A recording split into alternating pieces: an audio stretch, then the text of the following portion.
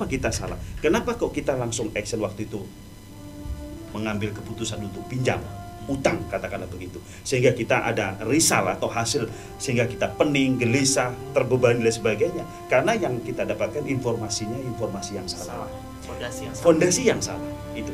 Ketika fondasi ini salah, bayangkan ya teman-teman sekalian atau bapak ibu sekalian yang mendengarkan suara saya ini, ketika satu bangunan yang katakanlah 2 lantai atau 3 lantai, fondasinya itu sembrono, jangankan ya puting beliung ya, angin biasa saja sudah pasti rubuh.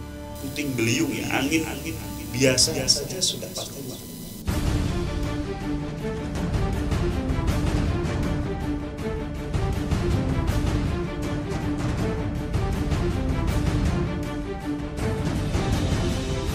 Bismillahirrahmanirrahim. Assalamualaikum warahmatullahi wabarakatuh. Waalaikumsalam warahmatullahi wabarakatuh.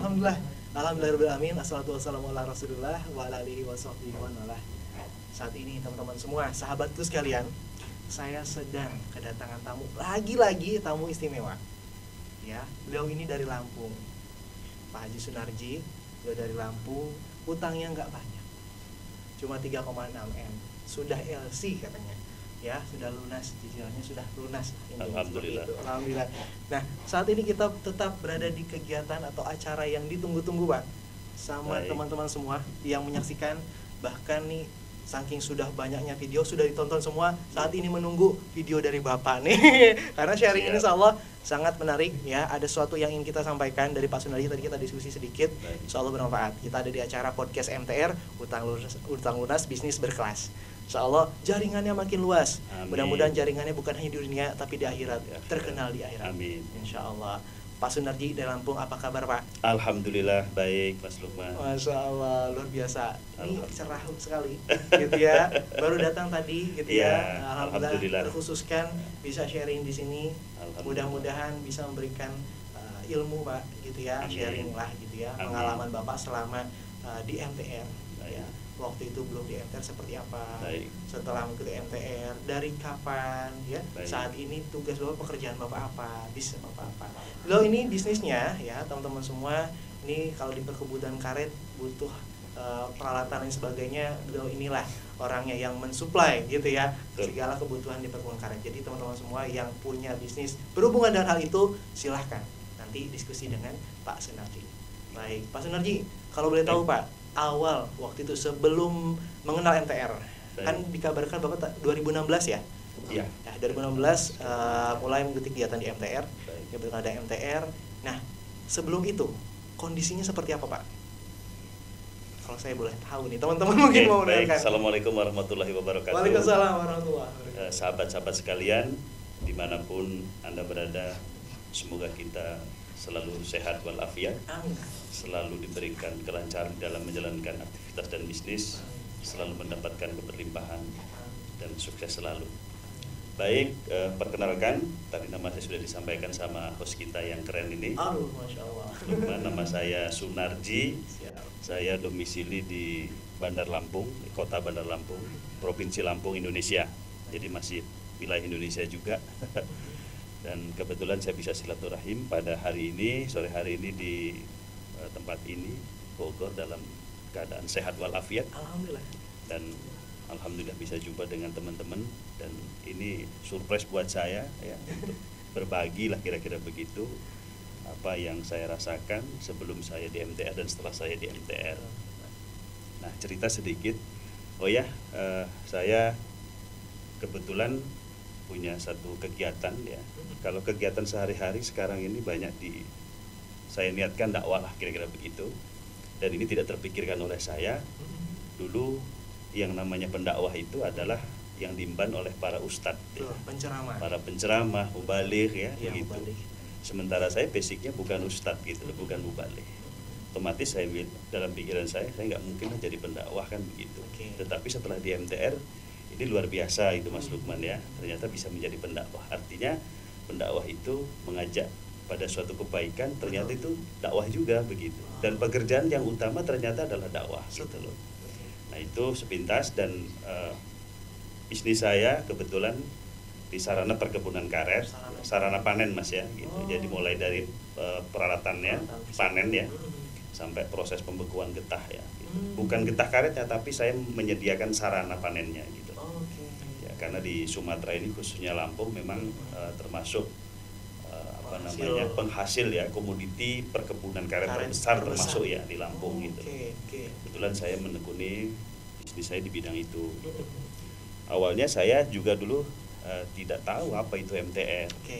Kalau teman-teman hari ini yang sudah bergabung dengan MTR mungkin banyak informasi dari teman-teman yang sudah bergabung ya. Betul. Baik melalui acara-acara sharing session, diajak TPW, temu pengusaha dan warga kan begitu dan lain sebagainya. Saya dulu kebetulan tahun 2016 itu belum ada TPW, belum ada sharing session, belum ada yang ngajak-ngajak gitu kan, belum sebanyak sekarang ini yang sudah tahu itu MTR itu apa. Di medsos sekarang sudah ramai, di Facebook bahkan dan media-media sosial yang lain. Nah, saat itu 2016 sekira bulan Oktober, saya tanggalnya lupa tanggal. Oktober 2016. Ya, bulan Oktober lah ya, 2016. Saya melihat dapat info dari medsos ya, bukan dari artinya diajak orang ya, dari tapi cari tahu ya, sendiri. Dari internet ya, dari handphone ya waktu itu ada kayak broadcast atau apa saya lupa. Itu ada seminar gitu, seminar judulnya Sukses Mengembangkan Harta Tanpa Riba atau SMATR gitu. Saya adalah orang yang paling bisa dikenal tidak percaya dengan unlogic gitu ya. Taunya logik atau logika ya, gitu loh. 1 tambah 1 2, 2 tambah 2 4 dan seterusnya. Ternyata itu adalah otak manusia. Ketika saya dulu ini cerita Mas ya, sebelum di MTR, saya justru bukan dalam keadaan pailit ya atau dalam keadaan minus di usaha saya. Justru di 2016 itu posisi puncak gitu. Artinya omset naik gitu kan. Kalau omset naik ini otomatis kan margin juga naik ya. Omset naik, aset juga naik.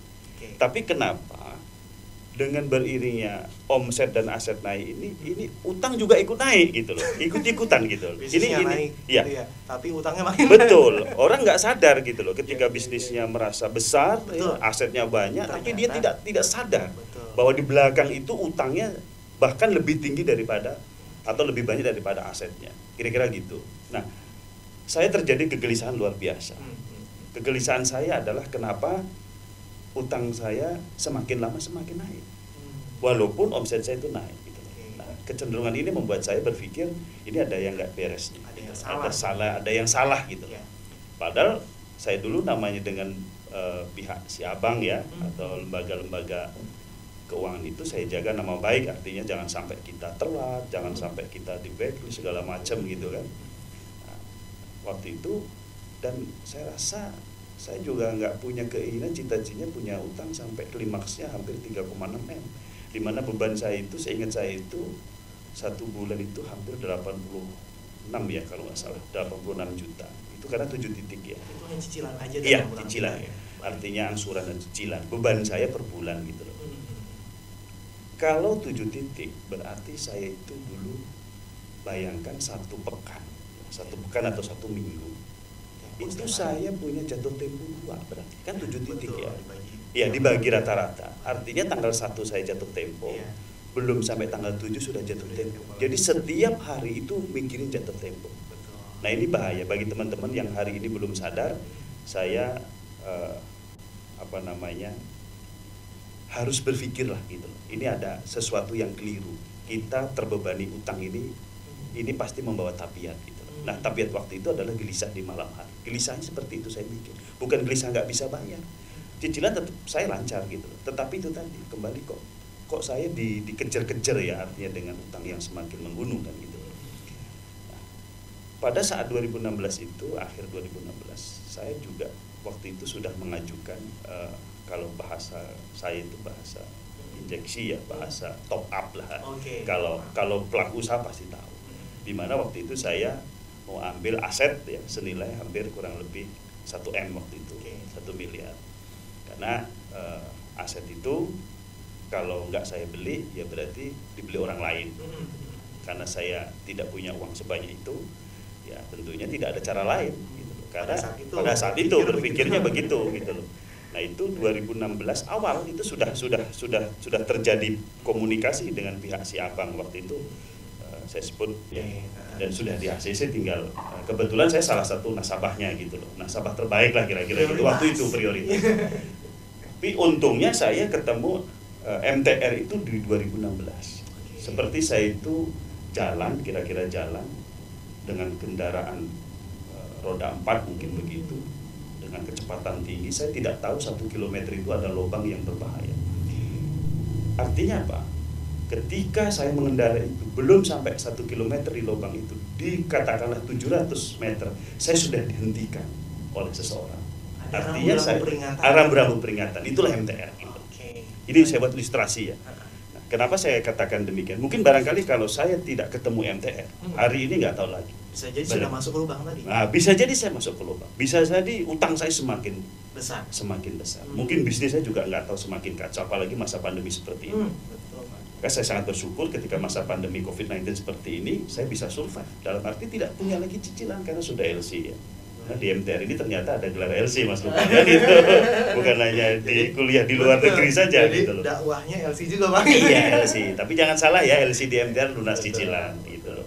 Jadi 2016 saya ikut SMA TR waktu itu di kota Surabaya, Jawa Timur.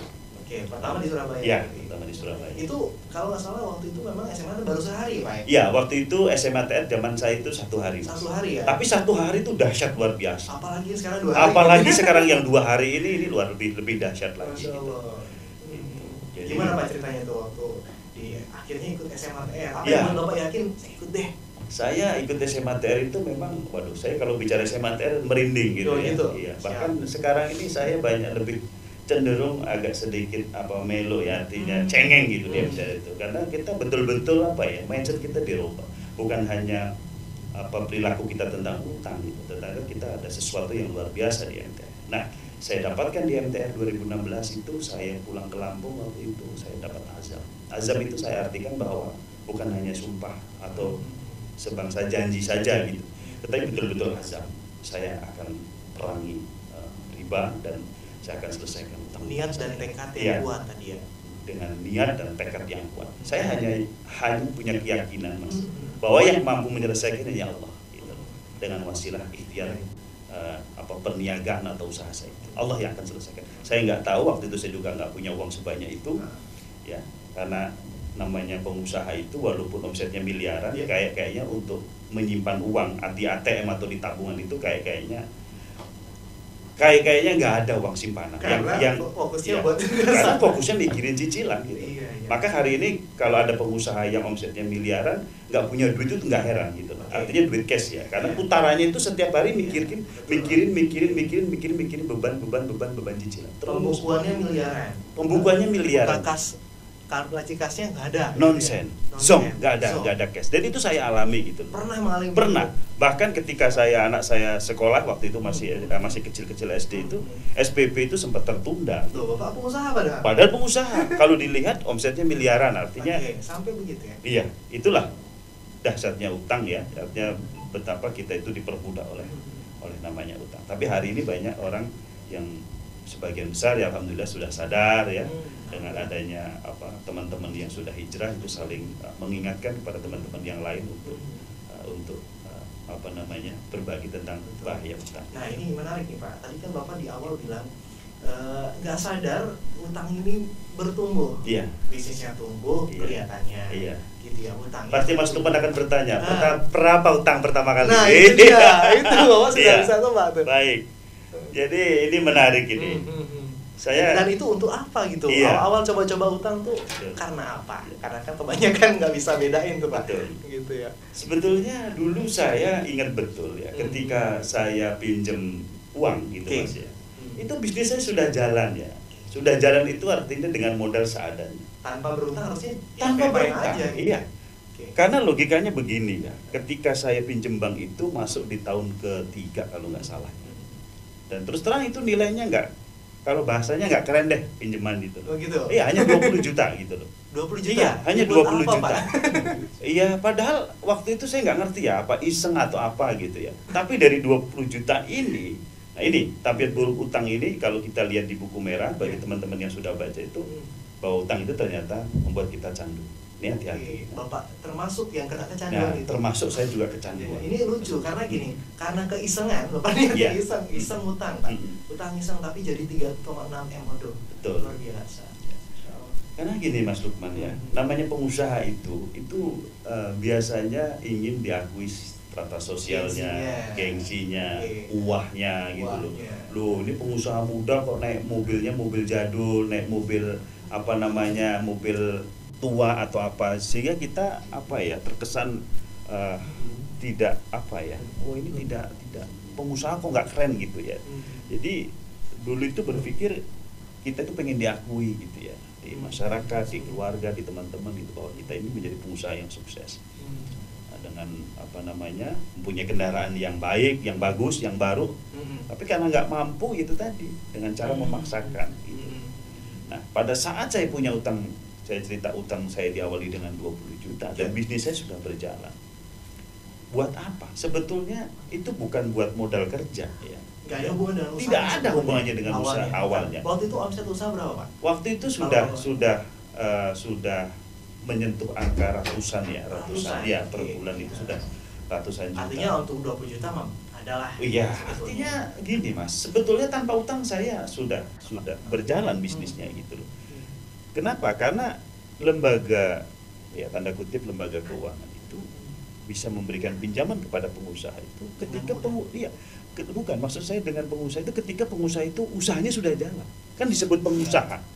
Coba ketika kita misalnya saya tidak ada kegiatan apa-apa, misalnya tiba-tiba saya datang di sebuah kantor ya gitu ya, kantor lembaga itu, lembaga keuangan misalnya, oh Pak saya mau buat usaha nih, misalnya kuliner apa, pecel lele misalnya, saya mau bikin tenda ukuran 4x8, di situ saya sediakan menu pecel lele spesial ala misalnya Jawa Timur misalnya, karena saya orang Jawa Timur.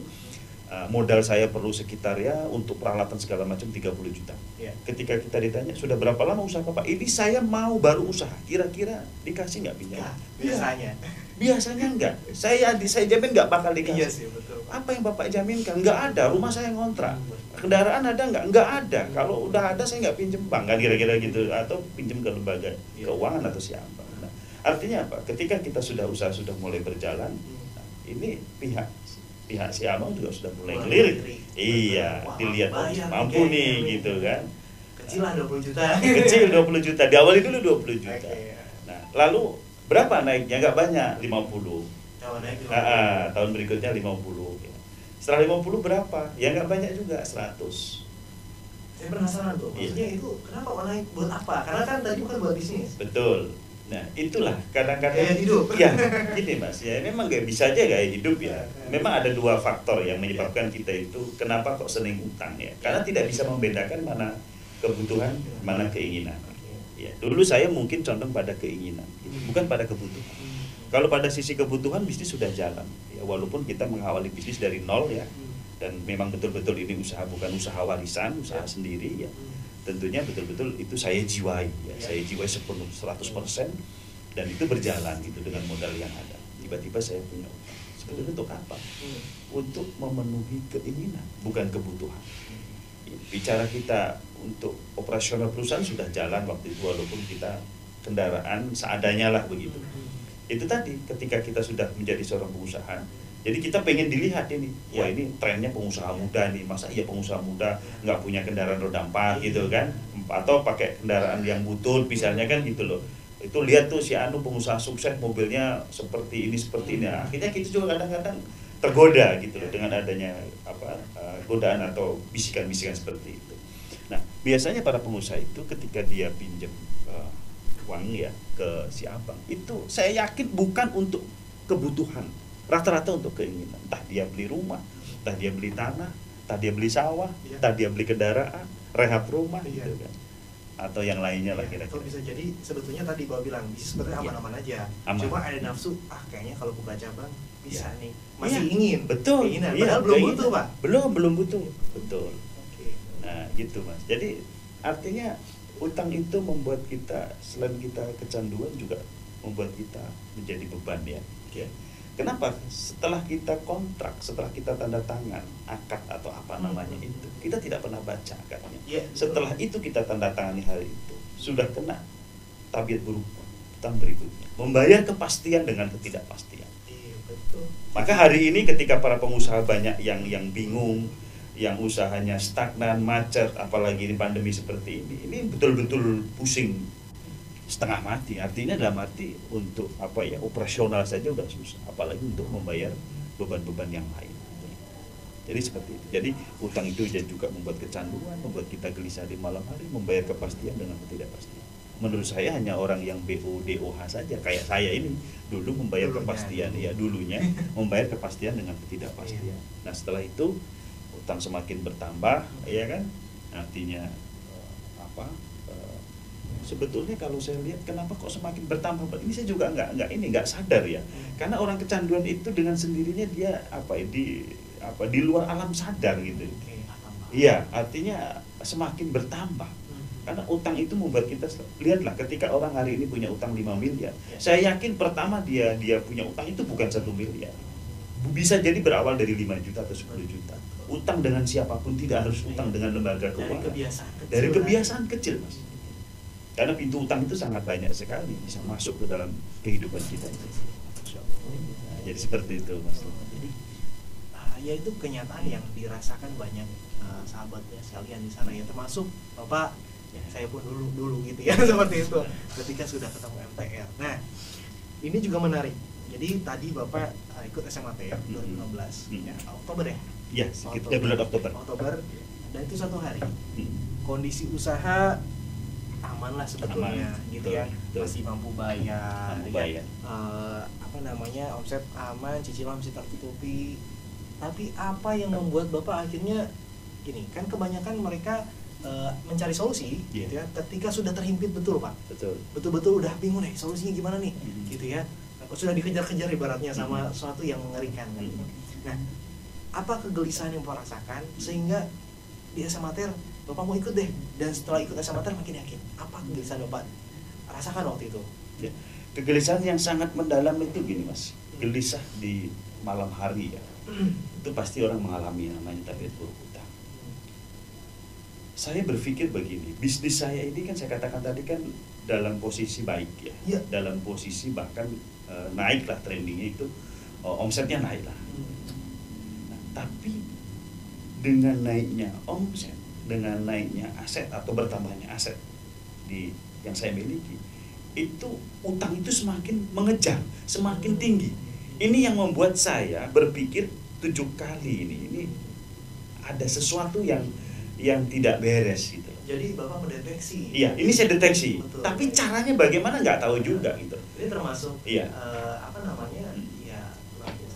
karena kebanyakan, mohon maaf ya, sebagian besar masih ada yang kondisinya mereka masih merasa aman Pak. Ya, sebetulnya kondisinya persis lah. Si bisnisnya berkembang sedikit Pak, 20%. Utangnya 80%. Karena masih mampu bayar, mereka masih aman-aman, tenang-tenang aja. Tapi ini menarik karena pas tadi langsung mendeteksi, merasakan ini harus ada yang diperbaiki. Jadi seperti ini saran untuk semuanya bahwa pada saat Anda aman, harusnya Anda juga mendeteksi apakah ke depan akan ada lubang. Betul. Yang tadi Bapak bilang gitu ya, jangan sampai masuk lubangnya gitu ya. Nah, di SMATR apa yang Bapak rasakan di situ sehingga saat ini luar biasa, alhamdulillah kan LC ini katanya dalam waktu yang kurang dari 1 tahun gitu. Apa yang Bapak mulanya di MTR khususnya SMATR Bapak dapatkan? Di SMATR itu saya mendapatkan sesuatu yang luar biasa. Maka saya terima kasih sekali ya. Saya setiap katakan MTR itu luar biasa. Sukses mengembangkan harta tanpa riba atau SMATR itu adalah event fundamental. Iya, sangat fundamental menurut saya. Jadi dahsyat sekali. Ibaratnya kalau kita sebagai seorang arsitektur ingin membangun satu bangunan, katakanlah 2 lantai, 3 lantai dan seterusnya, maka si arsitek ini akan berpikir bagaimana bangunan ini kokoh, kan begitu mas, kokoh dan kuat. Orang akan menjawab, kalau dilempar kepada semua orang, apa kira-kira yang perlu dipikirkan supaya si arsitek ini membuat bangunan ini kokoh 2 lantai ini? Semua pasti akan menjawab sepakat fondasi, betul nggak? Betul. Fondasi. Nah, kita sebagai pengusaha, yang hari ini Anda belum punya fondasi, ini perlu Anda pikirkan. Apa disebut dengan fondasi atau fundamental itu? Ketika kita mengembangkan bisnis dengan utang, maka Anda belum punya fondasi. Kenapa? Karena kita sudah ada beberapa di buku merah, bahasanya sebetulnya sangat simpel ya bagi Anda yang belum punya buku merah. Ya, bisa Anda hubungi para pegiat masyarakat tanpa riba di kota Anda. Itu di buku merah dijelaskan sekali bahwa semua pelaku utang ada di buku itu secara fakta, dan itu bukan rekayasa.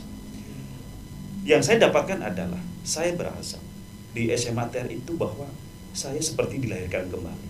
Selama yang saya lakukan ini adalah kekeliruan-kekeliruan yang fatal mengembangkan bisnis dengan utang. Kenapa? Karena sesungguhnya membangun bisnis itu tanpa utang juga bisa. Mindset kita yang salah. Kenapa kita salah? Kenapa kok kita langsung action waktu itu mengambil keputusan untuk pinjam utang, katakanlah begitu, sehingga kita ada risal atau hasil, sehingga kita pening, gelisah, terbebani dan sebagainya, karena yang kita dapatkan informasinya informasi yang salah. Fondasi yang salah itu. Ketika fondasi ini salah, bayangkan ya teman-teman sekalian atau bapak ibu sekalian yang mendengarkan suara saya ini, ketika satu bangunan yang katakanlah 2 lantai atau 3 lantai, fondasinya itu sembrono, jangankan ya puting beliung ya, angin biasa saja sudah pasti rubuh. Apalagi puting beliung, hancur bangunan itu. Artinya apa? Kita sebagai manusia yang punya akal dan pikiran harus punya fundamental terkait masalah bagaimana kita mengembangkan dengan utang. Lalu banyak teman-teman pengusaha yang hari ini masih terjebak dalam utang. Ya kalau nggak utang kan nggak bisa beli ini beli mindset itu. Yang salah. Mindset yang salah sebetulnya. Kenapa? Anda mendapatkan informasi yang salah di awal. Seperti halnya saya dulu. Oh, dulu kalau saya mau punya aset harus pinjam kepada si abang. Itu mindset dari awal. Sehingga itu menjadi satu keyakinan saya. Oh, kalau gitu saya harus pinjam. Sehingga saya mengajukan aplikasinya. Akhirnya saya akan. Artinya apa? Nah, menghasilkan risal. Apa risalnya? Itu tadi terbebani. Membawa tabiat-tabiat yang lain. Bahkan nggak fokus sama usahanya. Pasti, sulit Mas. Berkembang. Sulit berkembang. Jadi tanpa utang justru akan mudah mengembangkan usahanya. Betul. Setelah kita ternyata mengembangkan bisnis tanpa utang, yang pasti kita lebih tenang, kita lebih fokus, gitu. Lebih fokus di bisnis, di keluarga, dan yang pasti kita bisa berbagi kenikmatan ini kepada orang lain, sehingga kita bisa mengajak teman-teman yang hari ini masih terjerat dengan utang. Dan alhamdulillah banyak teman-teman, sahabat-sahabat, ya hari ini sudah sadar juga, tapi banyak juga yang belum. Jadi itulah tugas kita, artinya sebagai seorang terutama muslim, sesama muslim, ya artinya harus mengingatkan kepada teman-teman yang hari terjebak dengan utang. Nah, setelah Bapak ikut SMA TR, gitu ya, beban utang yang 3,6 itu akhirnya membuat Bapak ya setelah ikut SMA TR pasti memutuskan tuh, berazam tadi kan? Berazam, betul. Ingin segera menyelesaikan. Betul. Azam Bapak waktu itu ingin berapa waktu Pak bisa selesai? Saya dulu waktu SMA TR punya azam, itu saya terlalu jauh ya. Terlalu jauh? Terlalu jauhnya begini, terlalu lama. Oh gitu? Saya harus selesaikan 1 tahun harus selesai. Oh gitu? Iya, karena waktu itu apa ya, kita tahu-tahu ikut SMA TR kan waktu itu. Begitu selesai kita punya azam, ya udahlah kita prediksi setahun selesai lah. Gitu. Azam saya setahun. Tapi alhamdulillah Mas Lukman itu dalam jangka waktu kurang lebih 11 bulan Allah selesaikan utang-utang saya. Kurang dari 1 tahun. Iya, kurang dari 1 tahun. 3,6 M. Iya, 3,6 M. Ya, luar biasa. Dan tanpa jual aset. Tanpa jual aset. Iya.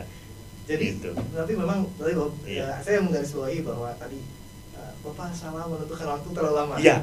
Karena kan Allah sesuai prasangka kita. Betul Mas. Prasangkanya setahun, iya. Alhamdulillah sih. Karena saya dulu begini Mas, saya potong. Karena cepat sedikit. Iya.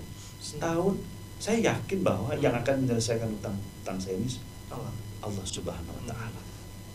Dan saya itu yakinnya, nggak tahu ya, saya betul-betul hakul yakin gitu. Keyakinan itu betul-betul 100% setelah saya pulang selesai SMA TR itu luar biasa semangat saya itu untuk seperti di-charge ulang. Wah, luar biasa pokoknya, iya. Itu seperti dilahirkan kembali. Saya berjuang sepenuh tenaga, saya hanya mengharap ridho dan ampunan Allah saja. Ya, artinya Allah memberikan kemudahan-kemudahan di dalam usaha saya, kelancaran-kelancaran. 11 bulan selesai. Nah, di SMA kan Bapak memahami akhirnya gitu ya, fondasi tadi. Wah, ini nggak bisa lagi nih mengembangkan usaha dengan riba, dengan utang. Iya.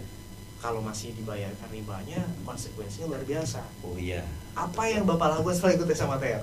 Pasti ada sesuatu yang besar yang Bapak lakukan. Waduh, ini luar biasa. Ketika di SMATR ya, sukses mengembangkan harta tanpa riba, saya seperti orang yang bisa rasanya seperti orang yang dikulitin ya. Artinya apa ya, luar biasa lah pokoknya gitu yang saya dapatkan. Saya mendapatkan satu pencerahan yang luar biasa.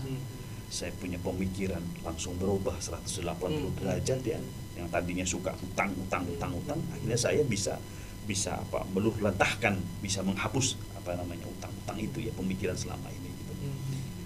Artinya mungkin kalau saya sudah banyak belajar, artinya bagaimana dulu kan kalau kita bicara riba itu kan tabu atau katakanlah gini Mas, rentenir itulah pelaku riba.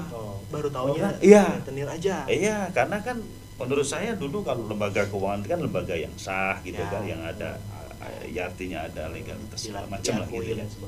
Nah, ini ternyata pelaku riba itu kan kalau kita baca hadisnya, kita baca ayatnya bahwa riba itu diperangi sama Allah dan Rasul itu, bahwa kita ketika kita menjadi pelaku riba itu sama aja mengikrarkan perang dengan Allah dan Rasul kan gitu kan. Nah, tapi alhamdulillah di SMATR itu betul-betul saya mendapatkan sesuatu yang betul-betul itu unlogic, baru kerasa itu pertolongan Allah itu ternyata. Saya yakin dengan ayat ya ayyuhalladzina amanu in tansurullaha yansurkum wa yusabbit aqdamakum, dan ayat itu betul-betul saya yakin apabila kita menolong agama Allah, maka Allah akan menolong kita, kira-kira gitu. Jadi 11 bulan Mas Lukman, alhamdulillah. Ya, karena biasanya setelah SMATR ini ada pergulatan kegelisahan. Wah, saya harus segera nih, semangatnya luar biasa. Semangat. Tapi gimana ya? Ini kan dengan perbankan sudah perjanjian nih. Gitu ya. Kalau masih ada melekat bunga lain sebagainya kan gitu ya, dengan si abang. Nah, itu gimana Bapak pada saat itu, perasaan Bapak yang harus menghadapi hal itu, dan bagaimana prosesnya sehingga 11 bulan selesai? Ya, jadi yang pertama saya lakukan adalah menghentikan semua angsuran yang ada. Langsung menghentikan? Iya, ketika selesai SMATR. Untuk menghentikan dalam arti bukannya tidak membayar kan? Bukan, menghentikan angsuran yang masih ada ribanya. Ya. Karena masih melekat tadi. Iya, masih ada kemelekatan. Kan kita kan mau bayar utang, karena utang itu wajib dibayar, Mas. Dalam Islam itu utang itu wajib dibayar. Artinya kalau Anda atau siapapun yang bergabung di MTR sebagai pengembang utang, Anda salah, Anda keliru. Di MTR itu wajib bayar utang. Yang tidak boleh dibayar, yang wajib diperangi adalah riba. Ya, atau ziyadahnya, atau manfaatnya, atau penambahannya dan sebagainya. Atau kita sebut dengan bebas BDO ya, bunga dan denda. Jadi Bapak bernegosiasi, menghentikan dalam arti negosiasi. Menghentikan, tapi saya katakan saya mau bayar, utang saya bayar. Etikatnya disampaikan. Etikan di situ gitu. Dan dengan pihak katakanlah si abang pasti kan bertanya, mau berapa lama kamu selesaikan? Secepatnya saya selesaikan. Gitu. Artinya secepatnya saya juga nggak bisa, besok saya selesaikan, saya nggak bisa berjanji begitu, karena saya nggak megang uang. Tapi saya punya keyakinan, hakul yakin, saya yakin bahwa Allah yang akan selesaikan. Yang saya lakukan itu hanya fokus di bisnis, Mas, di usaha maksud saya. Fokus pada bisnis. Fokus pada usaha. Ketika kita fokus pada usaha, ada omset, ini kan ada margin. Ya. Nah, inilah kita gunakan untuk menyelesaikan utang-utang ini dan mengembangkan usaha sehingga margin lebih besar. Betul. Padahal aset juga saya niat saya jual juga, tapi waktu itu belum ada laku. Iya, nggak ada yang laku. Beberapa aset saya itu nggak ada yang laku gitu loh. Jadi justru sudah sempat dipasang. Sempat dipasang. Bahkan sampai hari ini. Sampai hari ini. Sampai hari ini. Padahal sudah lunas. Sudah lunas. Kenapa Pak? Iya, saya nggak kepingin ada kemelekatan. Iya, ubudunnya saya nggak. Sampai dengan level itu ya. Iya, sampai hari ini Mas. Kalau nanti main ke Lampung itu di tempat saya, di gudang saya itu ada aset saya, salah saya tulis bangunan ini atau tanah ini dijual. Memang saya jual betul. Kalau harganya cocok gitu ya. Itu karena saya kan sekarang sudah tidak punya utang, tidak punya beban utang gitu. Tapi kalau misalnya saya mau jual, ada yang minat, saya nggak mau kemelekatan gitu. Bahkan apapun yang saya miliki, mobil-mobil pun saya jual. Gitu, kendaraannya. Jadi kalau secukupnya aja. Iya, secukupnya gitu loh. Kalau misalnya ada pembeli cocok ya silahkan gitu loh. Bahkan mobil saya sudah terjual berapa unit itu. Sampai hari ini ada sekitar 3 unit saya jual gitu loh. Iya, artinya saya jual-jual aja gitu. Karena apa namanya, kalau untuk kebutuhan saya sudah cukup gitu. Pengusaha yang punya aset sebetulnya. Ya, kalau seandainya dia jual 2 titik saja atau 2 asetnya, itu sudah bisa melunasi utang-utangnya. Tapi hari ini utangnya belum lunas gitu. Bahkan untuk hijrah saja dia berat. Dikenalkan dengan MTR mungkin dia malah justru tersinggung, mungkin tidak perlu dengan MTR. Dia merasa mampu bayar, masih merasa mampu saya punya aset. Termasuk saya dulu Mas, ketika saya itu berpikir begini ya sederhananya. Kalau utang saya 3,6, kalau aset saya ada 6 miliar, umpamanya begitu kan.